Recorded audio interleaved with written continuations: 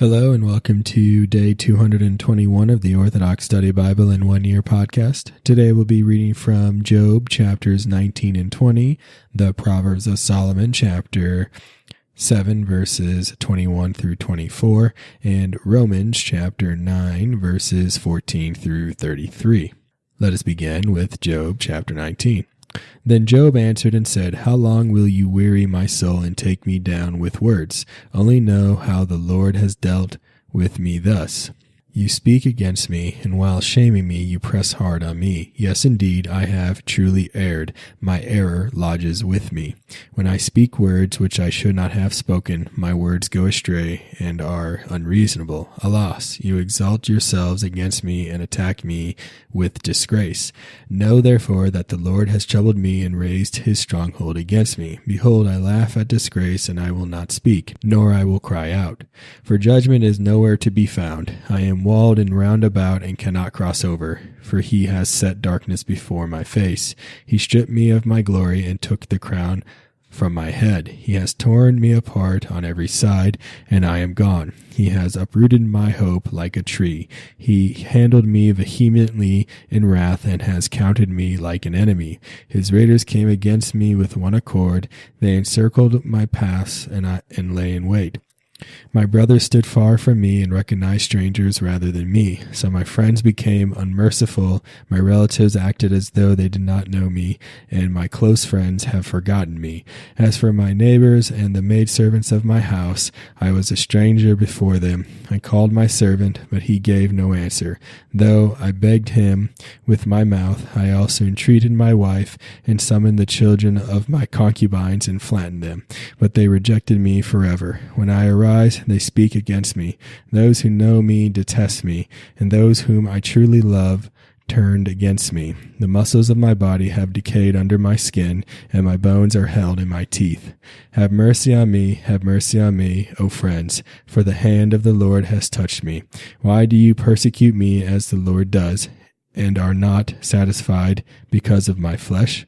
For who may commit my words to writing, to put them in a book forever, with an iron pen and lead, or to engrave them in rocks? For I know he is everlasting, he who is about to set me free on the earth, and to raise up my skin that endures these things, for these have been accomplished for me by the Lord, which I myself am conscious of, and my eyes have beheld, and not those of another. All has been accomplished for me in my bosom. If you shall say, What shall we say before him?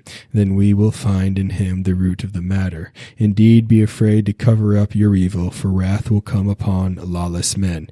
Then they will know where their substance is. Job chapter 20. Then Zophar the Naamathite answered and said, I did not suppose you would answer in that way, nor did you understand more than I. I will heed the discipline of my humiliation, and the spirit of my understanding causes me to answer. Have you not heard these things of old, from the time man was put on the earth? For the gladness of the ungodly is a disastrous fall, and the joy of transgressors is destruction. Though his gifts ascend to heaven, and his sacrifice touches the clouds, just when he already seems to be established, then he shall utterly perish. And those who knew him will say, Where is he? Like a dream he flew away and cannot be found, and he fled like a vision of the night.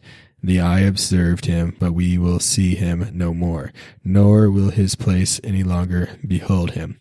May his children perish, and may his vile hands kindle the fire of sorrows. His bones were full of his youthful vigor, which will lie down with him in the dust. Though evil is sweet in his mouth, and he will hide it under his tongue. Though he will not spare it, and will not forsake it, but will hold it fast in the midst of his throat, yet he shall be unable to help himself, for the gall of an asp is in his belly. His wealth gathered unjustly shall be vomited up, and a messenger will drag him out of his house. May he nurse on the angers of serpents, and may a snake's tongue kill him. May he not see the milk of the pastures, nor his supplies of honey and butter. In vain he has labored unprofitably for wealth, of which he will not taste, for it is like tough meat that he cannot chew. For he crushed the houses of many weak people, he plundered their dwelling and caused it to cease. There is no salvation in his possessions, for he will not be saved by what he desired. Nothing is left for him to eat, therefore his good things will not flourish. But when he at last seems to be satisfied, he will be distressed, for every trouble will come upon him. If he were to satisfy his stomach in some way, let God send the fury of wrath upon him, and may he bathe him in sorrows. He will not be saved from the power of the sword. May a bronze bow wound him. May an arrow pass through his body, and may lightning strike his dwelling. May terrors come upon him. May total darkness await him. A fire that will not go out will consume him. May a stranger ruin his house. May heaven uncover his lawlessness, and may the earth rise up against him. May destruction bring his house to an end, and may a day of wrath come upon him. This is the portion of a godly man from the Lord, and the heritage appointed to him from the one who watches him. Proverbs of Solomon, chapter 7, verse 21. So she leads him astray with much conversation, and with snares from her lips she compels him. And being cajoled, he follows her as an ox is led for slaughter, and as a dog to bonds, or as a deer struck with an arrow in the liver. And he hastens even as a bird into a snare, not knowing he runs for his life. Romans chapter 9, verse 14. What shall we say then? Is there unrighteousness with God? Certainly not. For he says to Moses, I will have mercy on whomever I will have mercy, and I will have compassion on whomever I will have compassion. So then, it is not of him who wills, nor of him who runs, but of God who shows mercy. For the scripture says to the Pharaoh, for this very purpose I have raised you up, that I may show my power in you, and that my name may be declared in all the earth. Therefore he has mercy on whom he wills, and whom he wills he hardens. You will say to me then, why does he still find fault? For who has resisted his will? But indeed, O man, who are you to reply against God? Will the thing formed say to him who formed it, why have you made me like this?